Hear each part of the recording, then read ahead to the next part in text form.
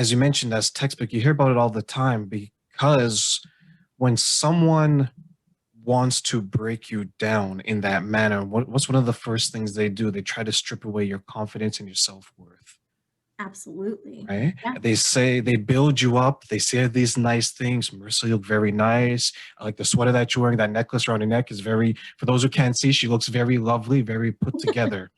Thank And you. then you're welcome. And then when you start to hear these things, because let's be honest, everyone wants to feel like they're important, not only to themselves, to someone else.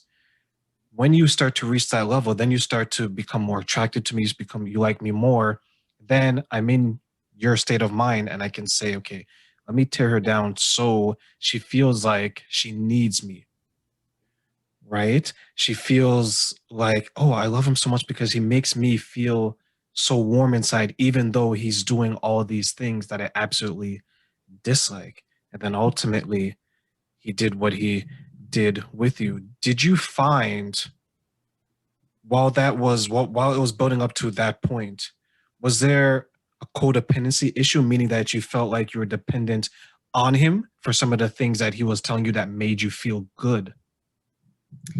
So I definitely needed the validation, but because as you said, they strip away your confidence. First, they build you up and they build this foundation of love and compassion and caring. And so you feel like you're on a cloud and you feel like this person is perfect and a fairy tale.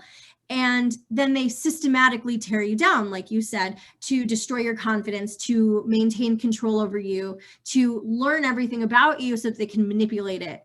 And so yes, I felt to to a point I felt codependent on him, mostly because my confidence was destroyed. I couldn't even look at myself in the mirror.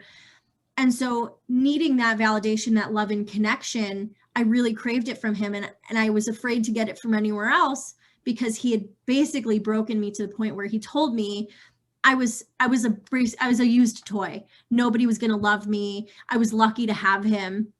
So I didn't even think to search outside the relationship for that validation because he was the person who loved me for me in my head, and he was the person who would put up with all of my weird quirks and flaws and these horrible things about me that he made very, very abundantly clear.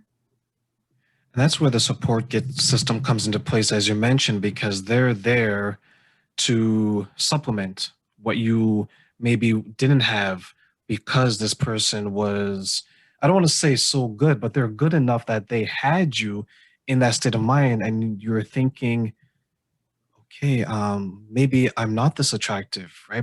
Maybe I am what he's saying I am. Maybe I am not taking the right course in school. Maybe I am not doing this. And then self-doubt in any form, in any situation, can destroy a person. It prevents you from maybe starting a family, prevents you from dating again, it prevents you from getting married, prevents you from thinking you're good enough to do that job, it prevents you from wanting friends that aren't toxic. It keeps us in such a perpetual state of despair that sometimes you go back to the person that originally caused it. As you mentioned, he was a source of validation for you at a very low point.